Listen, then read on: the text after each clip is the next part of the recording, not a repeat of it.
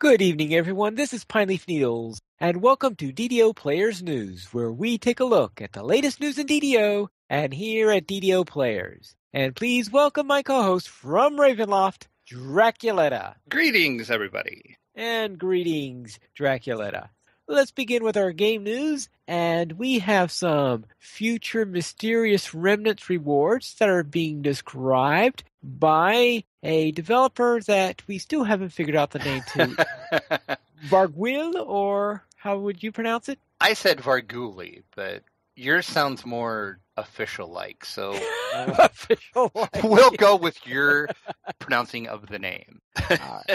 Basically, we'll see if he's listening. That's right. Tell us how the heck do you pronounce your name? He posted in the forums about some of the rewards they're thinking about doing for the Monster Champions. These will be rewards that you'll get for turning in the remnants that drop from the champions. The basic gist of the thing is a lot of them look like they're going to be gems or augments, I should say. Augments, yes. Yeah, that you will add to your armor, our weapons. He lists a ton of them out. If you go to the forum post, you'll see there's a bunch of different rubies or sapphires, topaz, diamonds. And then they're also thinking about adding some what they're calling festival augments, which basically these are going to be similar to the higher end rewards that you can get. They're going to be available from the barter trader for a limited time, but they would expect them to return again in the future, maybe, but you never know. So you'll have to just keep checking the reward vendor to see what's up and what you want. So mysterious rewards for mysterious fragments? Yes. And they're basically looking for feedback on what they're thinking about doing and what the players think, or if there's anything else that they want to add. And it's a pretty lively discussion going on in there. And some of the other devs are getting in on it too. So you might want to go take a look at this if you are trying to farm those mysterious remnants for the champions to get rewards. You can have a little hand in maybe what kind of rewards you get. All right, and I haven't found any. I don't think I've even seen one of these things drop yet, but of course I don't do too many epic or... I hadn't either until this weekend when I was playing. Ooh, okay, we'll have a discussion about that later. Then let's head into DDO Chronicle issue 129. And it looks like that they're working on a light version of the character builder. What exactly is that? There was another site, and I think it's still up. I'm not sure if that site is still up. You could basically go on to the site and kind of punch in your stats, and you could build your character before you were actually in game. It would calculate, what your character would look like, and then you could change your skills and your build, so you could basically build your character and a build the way you wanted to before you got into game, and then you could just print that out, and then once you were in game, just do it just like you did, and it should match up. So it looks like somebody is trying to do a lighter version of that, because the other one, I never used it, but I looked at it, and it looked like it was pretty hardcore and pretty in-depth. And I kind of glanced at this, and this looks like it's just going to be a very easier, quicker version to build your character offline. Well, isn't building your character offline in order to get it all prepped up so it'll be perfect a rather hardcore thing anyway? Yeah, it's basically for the min-maxers and the people that, want to do like the 32-point builds and stuff like that, and where you want to get the most bang for your buck out of your character. Which is not me, and I'm pretty sure it's not you either. So it's not really for us. But there's people that enjoy that, and good on them for taking that much time and putting that much thought into it. I kind of just do all my characters on the fly. Once I get ready to level, I'm like, oh yeah, I can do that. I can do this. That might work. And then if I don't like it, I change it later. So actually, now I remember it. Back when I was in my old pen and paper campaign, I would normally plan out what I was planning to take on my character for about the next 3 or 4 levels, so I could plan out in advance. Yeah, definitely in tabletop. If I play, I usually don't play that much. I'm usually the DM. But if I play, I do tend to be a little more methodical in my character creation and planning than I Right. am, in DDO. But Oh, it's but if you're go ahead. oh, if you're a DM though, you will probably have some of your favorite NPCs though you Yeah. might Oh be a yeah. little bit Yeah. thoughtful on what they're going to be getting. Yeah. Definitely. And plus I plan out, the dungeon that the players are going to go through, any traps or anything like that. So yeah. So I'm definitely hardcore about pen and paper that way, but in DDO, not so much, which probably describes why sometimes I have a hard time in some quests. Maybe I should Well, look at yes. this. Yes, I guess we you do have a point with that. All right, let's go into the store sales. Anything incredibly wonderful on sale this week? In the store, the free sample of the week through February 19th will be the Lesser Slayer Count Boost. You get one of those. And the coupon code this week is SLAY13, SLAY 13, and that is one per account. So as I always say, choose wisely. 20% off in the store on adventure packs and Quest XP elixirs. And if you go to ddoplayers.com, the store post, I list out all of the adventure packs that are on sale. It's, from what I can tell, it's every adventure pack. I don't think there's one that's not on sale that I could tell just by glancing over the list. So if you want a full list of what's on sale, head over to the post and check it out. But definitely, it's always a good thing to see the adventure packs on sale, especially if you're a pure free player or you're a premium. This would be the time to buy your adventure packs. Well, if there's one that's not on sale, it'll probably be whatever the newest one is. True, and I think that was actually included in there too. So. Oh, okay. Well, so much for Yeah, that. I might be wrong, but I'm pretty sure because I looked and I couldn't tell anyone missing. So Yes, if I'm I always missing forget. there, I apologize. Yeah, I always forget what the newest one is because they're usually up around level 20 or epic or something like that, man. I'm nowhere near doing them yet. And also in the store through February 22nd, they're doing the double bonus points again when you buy TP. So it's always a good time to kind of wait to buy your TP for when the double bonus points rolls around, because free extra TP is good. All right, then. Then let's go into the site news. And we have the Winter Fantasy 2015 Dungeons & Dragons Adventures League panel. And can you tell us anything about the panel? Sure. This was one of the panels that was held at the Winter Fantasy Convention that I was at a couple weeks ago.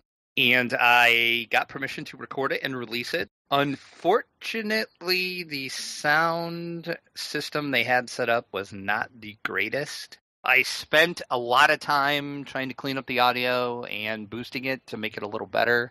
Plus, I took a picture of the panel so you can see how everybody was setting. A few of the people on the ends tended not to get close to the mic or even move at all, so it's kind of some weird audio, and I apologize for that, but there was some good information about when the new season of the Adventure League is starting and some other things, and they actually talked about Temple of Elemental Evil a little bit too. They started, it was basically about the organized play in the Adventures League, but then it kind of, towards the end, they branched out and was just starting talking about the game in general. And they started talking about Elemental Evil. They didn't really, spoil anything per se with that, but it was just kind of interesting to see that they did kind of branch off into what they were talking about. So you can go ahead and give that a listen once again. We do apologize that the audio is not the greatest, but there wasn't much I could do about that because the sound system was kind of horrible. I want to make a prediction that you're going to face some methods, some elementals, and some evil monsters. Say your prediction is probably spot on with that by then. All right. Now, it looks like you decided to pose for this week. Well, okay, I'm not saying pose because it's your back that we see, but for this week's screenshot of the week. I guess my back was posing. Yes, your back. This week, our screenshot of the week, which is number 8, I took as we were running through the Thurnal quest. We happened upon the memorial to Dave Arneson, and I thought that would make a pretty nifty screenshot. So I zoomed my camera out and kind of got myself centered in, and I was doing the bow emote, so I'm kind of like mid-bow in front of the memorial to Mr. Arneson.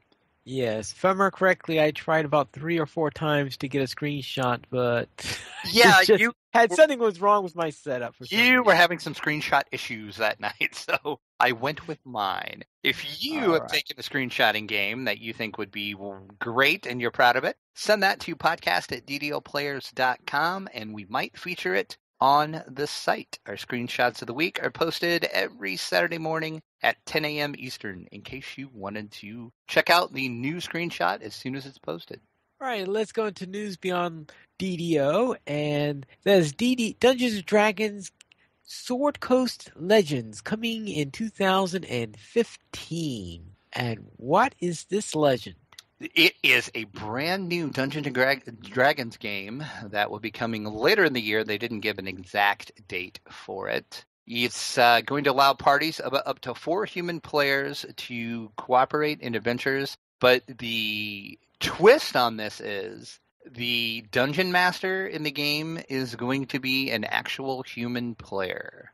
That is right. I said it's going to be a real-time dungeon master. And the dungeon master can change the adventure on the fly and tailor it to the players. If the players decide they want a little more of a challenge, the dungeon master can throw more of a challenge at them. The developers say Sword Coast Legends will promote a storytelling relationship between dungeon masters and player characters that transcends the adversarial roles of the typical 4 versus 1 multiplayer game, much like it is in the traditional tabletop Dungeons & Dragons. All right, then. Then that sounds interesting. We'll have to see what it's really like when they get closer to the release. There is, in the article I posted, there is some screenshots and there's a little teaser video. There's not much in any of it yet because they're kind of keeping everything low-key. This was just actually announced. The president of InSpace Games, who is actually developing this, says the Dungeon Master mode is going to allow players to quickly jump in and play as a real-time DM in a way that has never been realized in a video game before. So they're really hyping the aspect that this is going to be a real-time DM, which I am kind of interested to see how that's going to work because it could be really, really good or it could go really, really bad. Yeah. And they also say you can either play solo or with a group of 4 people. Players may cooperate with up to 3 other friends to create a custom 4-person party. Sword Coast Legends also allows the players the option to play in a more traditional single-player controlled party structure, leading a group of adventurers composed of allies recruited within the game. So if you can't find 4 friends to play with, you can play this solo as well. That's about all we know right now. Like I said, they're kind of keeping everything kind of low-key. They did say that the mechanics are going to be inspired by the 5th edition, so it's going to be 5th edition rules. Oh, good. Yes, yes. And, of course, Magic Missile and Fireball will make appearances because, you can't have a D&D game without Magic Missile and Fireball. And also of course. One other hint that they did drop for it is you can certainly expect to visit iconic locations along the Sword Coast, and you might even run into a few familiar faces along the way. So that's your big hint. So right. Let the speculation begin. Well, I'm not too familiar with the Sword Coast because, as I've said before, I'm more have history that's from Greyhawk rather than the realms. And pre-orders are available now. You can click on the link in the article, and that takes you straight to their page to pre-order it. They are priced at $35, $60, and $240 for the massive digital deluxe edition. And they're also giving you the option to buy multiple copies, and those are priced at $150 and $350 for a 4-pack version. And we noticed the other night there is a Steam page up for this because the game will be played through Steam, or it will be available through Steam, I should say. It won't necessarily be played through Steam. I mean, if you don't buy it through Steam, you can play it without Steam. But the Steam page does not have a pre-order up yet. So if you want to pre-order, you have to go to the official page to do so. And is there any particular reason why you need to pre-order? Not really, unless you're just one of those people that really want to be the first one to get the game, I guess. I mean, yeah, there's no, other than, in the deluxe and the super deluxe edition, there's no advantages per se to pre-ordering. Okay. They haven't decided yet whether or not they're going to have anything like early access or something like that. The deluxe edition, or hang on, let me make sure I'm reading that correct. No, I take that back. The digital deluxe edition, which of course is the $239.99 one, that one does include Head Start access. Yeah, that's different from early access. What Yeah. I meant by early access is I see what you're saying. Yeah, no, they haven't said anything about early access yet. right. I assume Okay. they'll have that because most games anymore do. Well, some games do it or don't, depending on what they feel their game needs or something like that. Right. But Yeah. something like this, it sounds like early access or something like that might be a way to go because you're going to want to test this in the wild. You're definitely going to want to test this with players and different type of players other than your in-house testers. So we will be sure to let you know if that happens or any updates on it. Where I'm going to be keeping an eye on this because I'm pretty interested in this. So we'll be keeping an eye on it, and I'll be posting on the site any updates or any further developments of the game. Our other news beyond DDO is that Sage Advice returns. Now, Sage Advice is a column that I remember back from the days of Dragon Magazine. And in fact, one of the answers that I remember to it is actually quoted inside of the first issue of Sage Advice to Return. And that is that a player had sent in and says that I have now created a castle there. I want to build an army. So what's the proper way of spawning orc? To which the sage responded, orcs are mammals and therefore do not spawn. Nice. Right. So therefore that talked about in there. And Sage Advice is an old column where they talked about rules and the like. So therefore the first issue of Sage Advice is pretty much telling them what rulings are and what they are for, and that they will try to answer the rules in the rules as written. In other words, this is what the text says. Rules as intended, which we hopefully is the same as the rule as it's written down, because occasionally some little things go out of sync or something like that. Say we all know how well that works out sometimes. Right. And rules as fun. In other words, if there's a shortcut that will be more fun, then you might want to go with this instead of with the official ruling, because sometimes you might want to make things a little bit more fun rather than going with strictly what's in there. It depends actually on your campaign and the style of your campaign, because sometimes you can rule this way if it works with your campaign, but in another type of campaign, that doesn't quite work. Yeah, and a lot of the times, too, I think it depends on the dungeon master itself, too. Because I know some DMs that I played with are kind of more stringent on the rules, and then others kind of rules are more situational. Because you know how in the gist of your gameplay, things can come up that are not fully covered in the rules, so you kind of have to make up your own on the fly, or you kind of have to, read into how the rule is written in the, the DM guide or the player's handbook and figure out exactly what that means for your situation in the game. And they kind of talk about this in the article as well. All right. And they also talk about errata and saying, yes, that there will be errata for the core books, and that the errata is just going to be about clarifying and correcting things. It is not going to be about making any changes, because they feel that the errata system is not the right form for making changes to the game. Here. I totally agree with that statement. I was so happy to read this, because nothing annoys me more than when games do that and they completely change like a mechanic or something in the game in the errata. And it's like, seriously, why are you doing this? Yeah.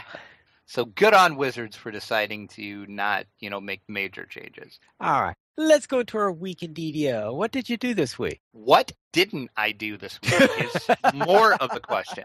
Let's start with my pure rogue. I reached level 13 with her, and I also reached a total of 600 favor. Ooh, how much does that mean you need to go before you unlock the... A ton. The answer is a ton. The quest I did this week with her, I did for the Silver Flame, I did the Church and the Cult. I did that on normal. No, I did that one on hard, actually, which it wasn't too bad. And then for the free agents, Lessa and I played a little bit this week, and we were out in the desert, and we ran the Offering of Blood quest 3 times. as we're trying to get me some spectral gloves and an ancient Volcurium dagger that drop out of the boss chest. And of course, we all know how the RNG loves me. So Yes. yeah, 3 times we ran it, and 3 times neither one of us got either one of those to drop. So, and she was complaining that every time she runs this quest, at least that drops one time. And I said, "Welcome to my RNG world." Also, Delessa and I, she asked me if I ever did the Thurnal Arena, because the character she was actually playing on had that quest and she hadn't done it yet. And I said, no, I have not done that. So we did that. And that was pretty wild, because if you've ever done that quest, you know at the end of it, there is 3 beholders that spawn that you have to kill. Only 3. So that was quite interesting. And then I didn't stop there. I kept going. For House P, I did the Snitch, and that's like a level 5 or level 6 quest. So I decided to do that one on Elite, because basically I still had it in my quest log. I thought I had finished that one, but I never did. And then once I got in there, I remembered why I didn't finish it, because I hate that quest. Oh, that quest is the most annoying quest in the game, I think. Oh, I tried to remember which one that is. It's the one from my mind where we did it, actually, on that's right. on the characters we play. It's the one where you're chasing the tiefling, and yeah, you have to climb up the ladders and go over the rooftops, and you run into him, and then he waves his wand, and random stuff spawns, and you kill that, and then you keep chasing him, and then he unleashes a rust monster, spoiler, that you have to go down back through where you already were to kill that to get back to him. It's just an annoying quest. Right. I hate that quest. Then I also did, for House P, the Spawn of Whisper Doom. Did that one on Elite as well, and that was the first time I ever used the LFG panel. I had just picked that quest up, and I decided I'd check the LFG to see if anybody maybe was doing that. And there was actually a group that needed a couple more people for it. So we did that. That quest is really, really, really hard at the end. The Whisper Doom, who is a spider, she is insane to kill at the end of that. But you did it on Elite. Well, yeah, I'm sure it's easier on normal mode, but yeah, on Elite, it's insane. I died a couple times, and we almost had a full party wipe one time too. But the thing about that quest is, I kind of alluded to that earlier in the show, is I got a total of 64 mysterious remnants from the champions that spawned in there. Ooh. And that was the first time I ever got any remnants to drop at all. So that was pretty exciting. Of course, it did help that this weekend was the double mysterious remnant bonus. So I think that's why I got so many of them, because they were in the bonus weekend for those. But still, yeah, that was kind of exciting. So I have 64 of them now that I have no idea what I'm ever going to do with, because I doubt if I'll ever see any more drop, because, RNG. Also, I did some quest for House Jurasco. I did And the Dead Shall Rise. That was a pretty fun quest. Then I did Dreams of Insanity, which I liked that quest till the very end of it.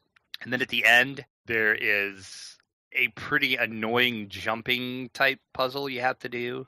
And it took me a little bit to figure out exactly how to jump into where I needed to jump to do that. And that quest has a lot of beholders in it. And I found out one thing now that I'm starting to get beholders in my questing. I definitely need to look at some type of item that gives me a negative level bonus, or that stops any negative level effects. Because it seems like every ray of the beholder I was losing levels, which that really, really sucks, especially if you're level 13 and you end up being like level 7 going against a CR 14 or 15 beholder. So, well, yeah, it could have been worse. You could have been playing a different race, and I think Drow at least have magic resistance. Yeah, I do. So it's not as bad. I do get a little bit of resistance to that, but so yeah, I definitely need to look at some type of item that helps with the negative things of that. And then I did the Return to Dolores Tomb. I finished the quest arc of that, and that was the Thrall of the Necromancer. I did that one on Elite too, because that was a lower level quest. That one I did fairly well until towards the end, and then once again, for some reason, and I blame the RNG for it, I got 3 champions to spawn at one time. And of course I died because, I'm like, yeah, good luck with that. So, and of course I always have my cleric hireling with me, and, God bless her, she was trying to keep me alive, but it was just too much. So I did manage to finish it though after she res me, and then I managed to drag them apart, kind of ran down a hallway, and luckily only one of them followed me, so I could take them one at a time. So that's how I finished that. And then the boss necromancer in that was kind of difficult, but not too bad. I figured I'd have a hard time with him because it was on elite, but luckily he was kind of concentrating on my cleric, and I got to stand behind him. And you all know how well that ends if you're a rogue and you're standing behind somebody. So thank goodness for that. And then the last quest I did was for the Coin Lords, and it was called Invaders. And that is basically in the harbor, you go back into the waterworks, except Zoriat is spawning portals down there, and all sorts of Zoriat monsters are coming in. That quest is crazy. There is so many beholders, so many monsters. That was an insane quest. It was fun, but I died a couple times, and I only did it on normal, so I can't imagine what that quest would be like. Well, what was the CR of the quest? I want to say it's 11, I want to say. And you were 13? Yeah. And I still had a hard time with it. Of course, in that quest's defense, though, it did say that it was a challenging quest with a balanced party recommended. So okay. I probably had no business even going in there by myself with hirelings, but I thought, yeah, what the heck, I'll give it a shot. Took me a while, had a couple deaths, but I managed to do it. So I guess I will consider that a win in my book because I actually did finish it. All right, very well. And that quest has some beholders, of course, and they're CR17s because they're like elite master beholders. And that's when I finally decided, I need to get some about my negative levels. So, and that was basically my week, other than what I did with you, and I will, of course, let you talk about that. Then we will start with Thurnal. Then this is with my Artificer and, of course, the Ranger Rogue for Draculetta, where we did In Need of Supplies at Elite, the Rescue, where we attempted it first at Elite and then decided, all right, we'll do it at normal because we just saw our NPC get one-shotted or something like that. Yeah, and like I told you when we were playing, that was kind of my fault because I saw the thing that was in there. It was one of the flesh renderers. He was a champion. And I said we should probably have the NPC stay back in the other room, and we didn't do that. And of course, that flesh renderer went right for him, and like you said, just one-shotted him. So then we did Secure the Area. After that, Dracula said, wow, I just did something with Lessa called the Thurnal Arena. Let's go and do it. Sure, why not? Therefore, we went to the Thurnal Arena and had a little time there with all those mobs that come in. And that, I think, was the first beholder that I fought. Yeah, I was about to say, how do you like that, since that was I can't remember us ever facing a beholder yet, so I think that was the first one that you've actually seen. Well, I think they went down a little bit faster than I thought they would. Yeah, but then again, I was standing behind them most of the time, so Hold on. Beholders have a behind. That's something about beholders is you would think that anything with that many eyes wouldn't have a back. You wouldn't think so, but I guess they're dumb enough to always have their eyes facing forward, not behind. I mean, you would think a couple of them eyes could look behind them and to watch for those sneak attacks, but apparently beholders are not the smartest creatures in the world. All right. Then we'll go into my level 3 Bard, where I did quests in the harbor. I first protected Baldry's interests, then stopped Hasdill's shipments, retrieved the stolen goods, Kobold's new ringleader, the smuggler's warehouse. After that, I went into the waterworks to do the Kobold's den for Clan Gnashtooth and rescuing Arlos, and I actually managed to get through that tough room a little bit more easily this time than I usually did. Apparently my cleric decided to behave instead of get into trouble. The important question, though, do kobolds still hate you? Apparently so, because they kept on attacking me. Okay, good to know. After all that, then I returned to the harbor and I noticed I was just a sliver away from level 4, so I did an explosive situation to get to level 4. Now that means that next week I'm getting ready to go against the Sharn Syndicate, where we'll see whether or not I can keep those crazy binders alive. And that's usually where you end up dying in permadeath, correct? Well, no. Well, where I died in permadeath was rescuing Arlos, was where I lost one character. I thought you had made it past that every time. The barbarian, I ditched after the bookbinders because he kept on failing the quest. Mm-hmm. Yep. So we'll have to see what happens with the bard. So let's go into donations, or at least we would if we had any. But if you would like to help DDO players, simply go to the donations page where you can support the Players Alliance on Patreon. There you will find rewards including a mention on DDO Players News or even be able to guest host with us. We also did not receive any iTunes reviews, but we would just love your support. We also did not receive a single comment. We were just not feeling the love this week, Piney. And no emails either. Where is the love for DDO players, people? Come on now. If you would like to email us, you can do it at podcast@ddoplayers.com, and you can also follow us at Twitter. The Players Alliance at Players Ally, DDO Players at DDO Players, Draculetta at Draculetta_72, Pineleaf at Pineleaf Needles, and you can follow our shows that go live 3 times a week. On Mondays at 8:30 p.m. United States Eastern Time, we have DDO Players News. On Thursdays at 6:30 p.m. United States Eastern Time, we have Guild Wars Players News. And on Saturdays at 8:30 p.m., we have Locho Players News. And you can join us for our live shows at ddoplayers.com/live. And that is all for tonight. And this is Pineleaf Needles reminding you to loot those treasure chests.